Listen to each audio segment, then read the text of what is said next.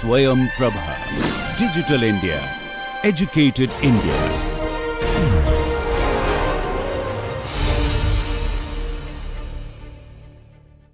Welcome back to Nuclear Magnetic Resonance Spectroscopy, NMR problem-solving session.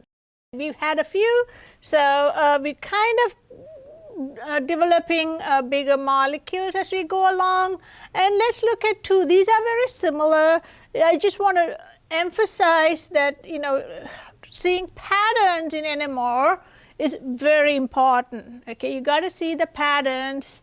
And these are recurring patterns, because if you think about it, you only have so many possibilities for side chains and branching.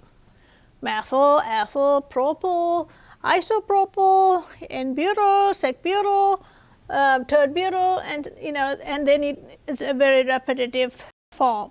Let's look at something here.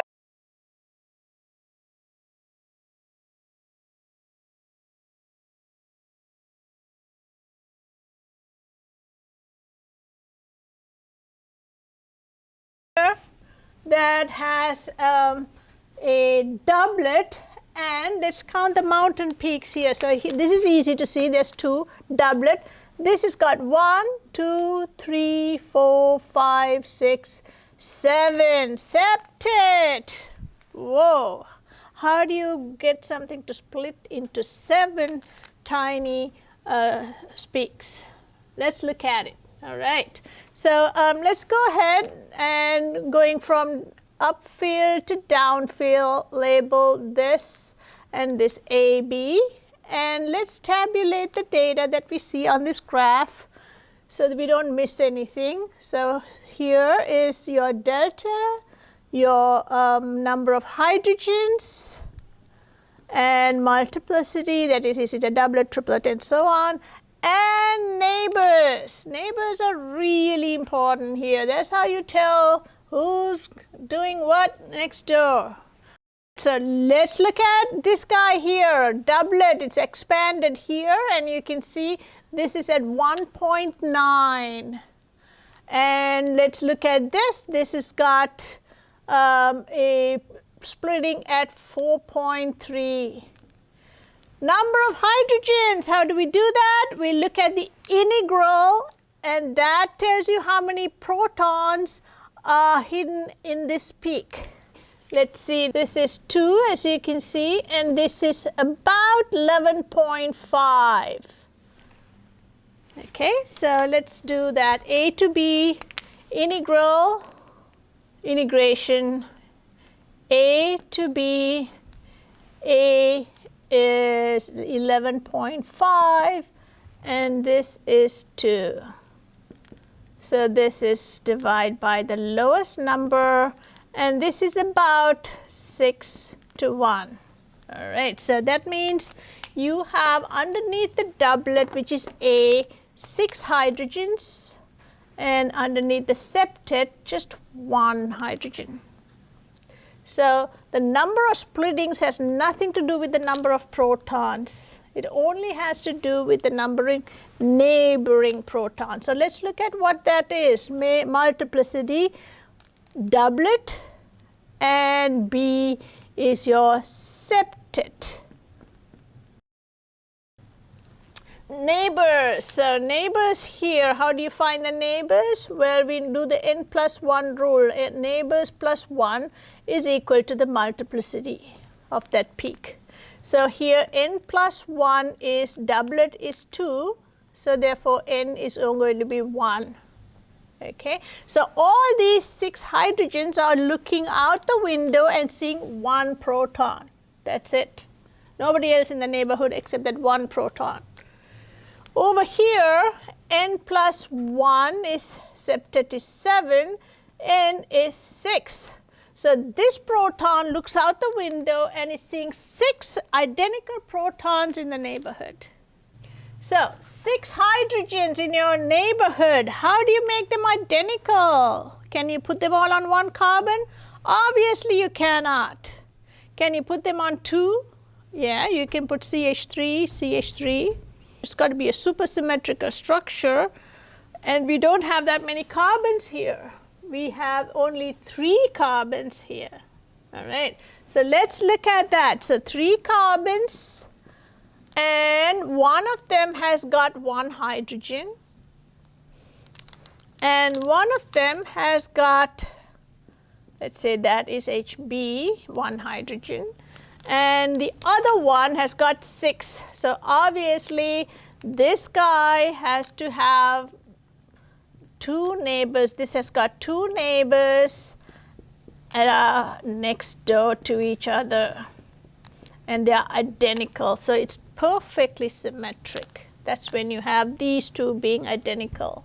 So it's a perfectly symmetric structure. Let's look at that. So here is your hydrogen here, HB, and it's looking at 6 neighbors that are identical. It looks out, can't tell the difference. They're all 1, 2, 3 bonds apart. So when you rotate this, they're all going to be identical. All right, same here. You rotate them, they're all going to be aligned with this.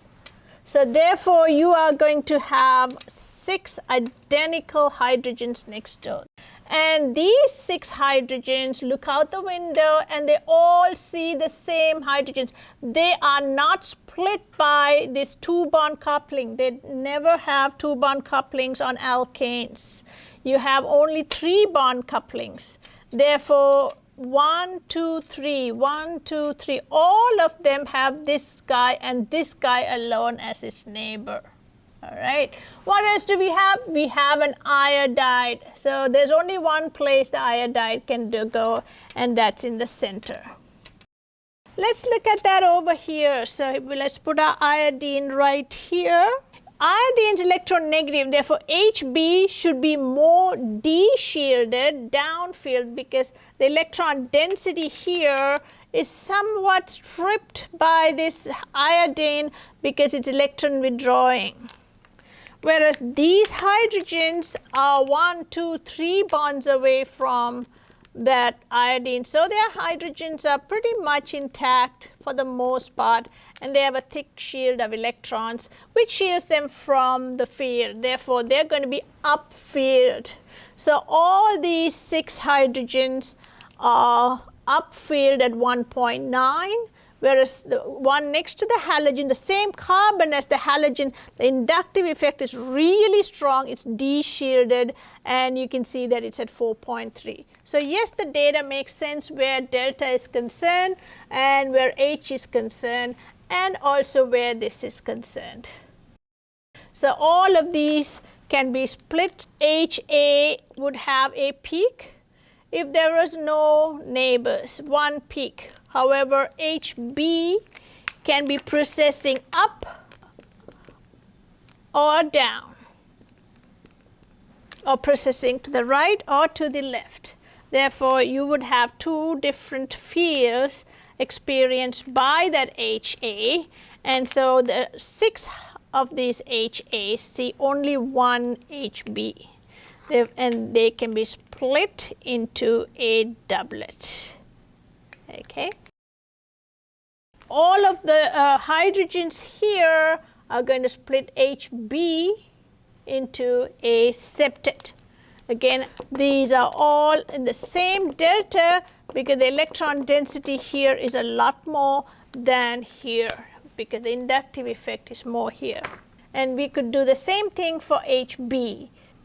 You have 6 neighbors, and therefore 6 plus 1 is going to be a septet. We have 1 HB, and that is looking at 6 protons. Therefore, n plus 1 is going to be 7. 6 plus 1 is going to be 7. Therefore, you are going to get a septet. All right. This is what you should remember. This is the take home. Septet, doublet, anywhere in the spectrum. Typically, the septet is downfield from the doublet. Septet, doublet. If you see this couple coming along, think isopropyl. Always.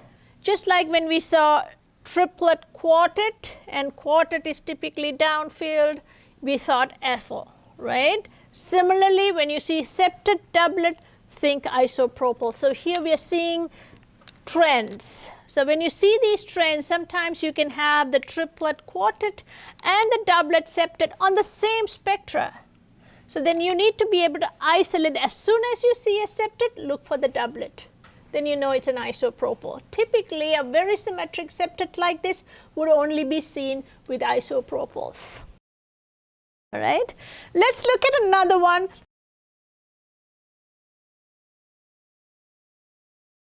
Kind of similar, just to drive home the point, C6H15N. Let's start by doing the unsaturation.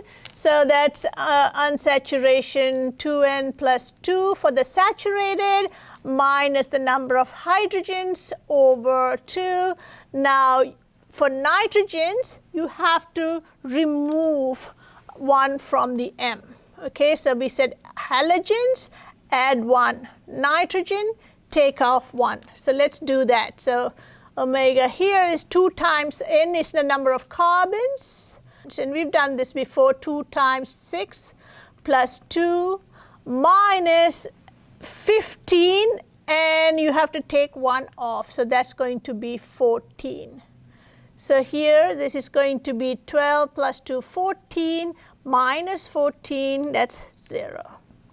Means the only thing that tells us is it is not a ring structure and it is not unsaturated. That means there are no double bonds here. So it's just going to be like an open chain. All right, so let's look at the possibilities for C6H15N for an open structure. Let's label these peaks. This is a teeny one here around 0.4, and here's one that's around 1, and here's one around 3. Since we have a little integral, we know that that is really a peak. It's hard to see it here, but the machine draws an integral to say that yes, there is a hydrogen hiding in there. Don't forget. Hey, look at me. So the integral is what then you go by here, and then it draws an inset here to expand that. So you can see 0.6 delta ppm. This is 1.1 and this is 3.0.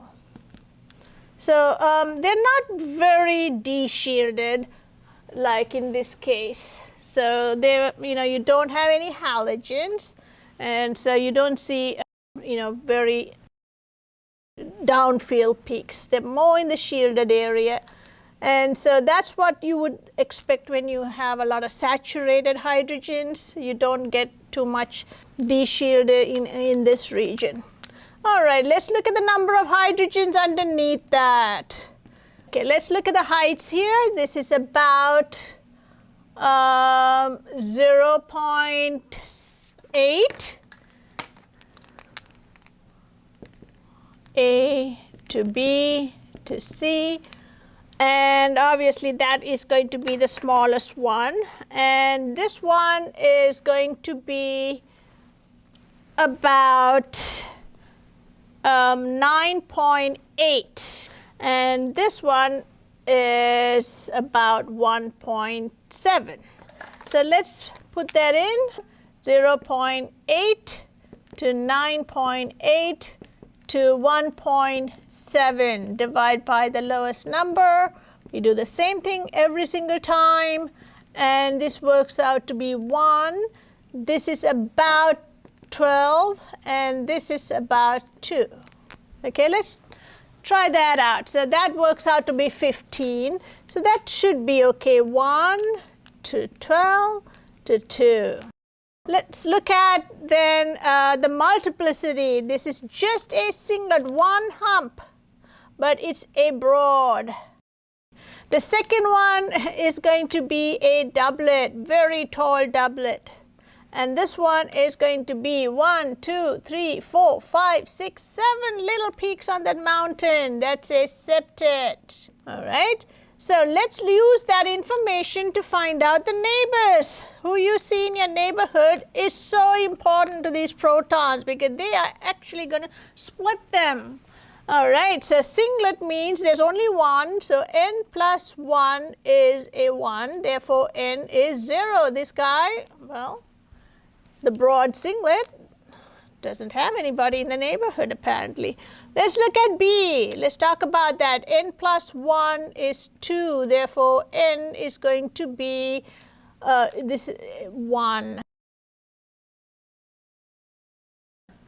And let's look at C. Septet, n plus 1 is 7, n is going to be 6. So this guy has got 6 neighbors, this has got 1 neighbor, this has got no neighbors at all. And we got, well, C6H15. Now, when you have a broad singlet, broad peaks typically mean that these protons are experiencing hydrogen bonding. And we only know 3 elements that can do hydrogen bonding: hydroxyl OH, NH, and FH. Well, the only possibility here is NH. So whenever you see a broad peak, it's going to be hydrogen bonding on that proton. Therefore, you have C6H14 and an NH. So that's what we know. You have C6H14 and that's connected to an NH. We have to look at what are the possibilities for that. Septet doublet, 6 neighbors, 1 neighbor. We saw that earlier. C6H14. How do you fit all of this in 2 peaks? And well, if you have a doublet septet, what could be the splitting? We saw that one over here. Septet doublet, think isopropyl. There's no other choice for septet doublet. So isopropyl is when you have this and then you have CHHH, 6 protons looking at this proton and splitting that into a septet, 6 plus 1, 7 septet, and that septet is the C. So C is going to be this. This HC looks at all of these, and these are going to be split 1 plus 1. So 1 plus 1 from the HC, that is going to be 2. So these are all going to be doublet. So these are going to split these into a doublet, and these are going to split this into a septet. And that's what you see. So all of these are going to be B protons. All right, but that's still going to give us only 3 carbons and 7 hydrogens. How do we get 6 carbons and 14 hydrogens? C3H7. You may have noticed by now that this is exactly the double of this. So twice, 2 isopropyls would give us that. So basically what you're having is an isopropyl here. This is 1 isopropyl here for this structure. We have 2 isopropyl groups. How are they going to come together?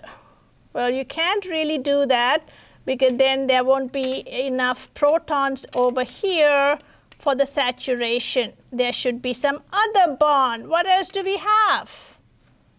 I'm sure you've noticed by now the NH has to go somewhere. So probably the NH is linking the 2 isopropyls together. All right? You can have an isopropyl on the other side. Same deal, HC, because this is a totally symmetric structure. This is exactly the same as this. And then you will have your methyl groups over here, which are going to be your B protons. So you have 12 of them, counting both sides, which is what we have here. And we have 2 of HC, which is what we are having here for the septet. And why is this not being split by the HCs? You have 2 HCs, so you would expect a triplet for that, but instead you get a broad singlet. Another reason for broad peaks, hydrogen bonding, another thing special about them is because they exchange so much, and depending on their environment, they do not split the CHs. Typically, if you have a very, very powerful NMR machine, like 800 megahertz or so on, and an acid-free pure sample, you may see those splittings. Typically, for an undergraduate lab, you wouldn't see them, okay? So here, NH and OH, NH protons do not split CHs. All right, so what would that look like? Well, let me hold up a model. You can see the NH is in purple, the HC is in orange, and the yellows are all the HBs over here. And it's a very symmetric structure. Therefore, you only see 3 peaks, even though you have 15 hydrogens, because a lot of them are identical. All of the CH3s are identical, the CHs are identical, and the NH is identical. When you have a very symmetric structure, even though you may have a lot of hydrogens, the number of peaks would be few, because a lot of the hydrogens are identical, because you can see there will be a plane of symmetry and they would overlap and be in the same environment. All right. So in summary, when you have a isopropyl, you have a hydrogen that's next to 2 methyl groups, so 6 hydrogens and 1 hydrogen in 2 different environments, and so you would always see a septet doublet. Okay, so when you see a septet doublet, think isopropyl. And we have covered a molecule here that has a very broad peak, NH, and we will come back with more broad peaks with OHs. Let's move on to other trends in NMR. So it's a very trendy topic. Let's see some more of them. Stay tuned. Bye.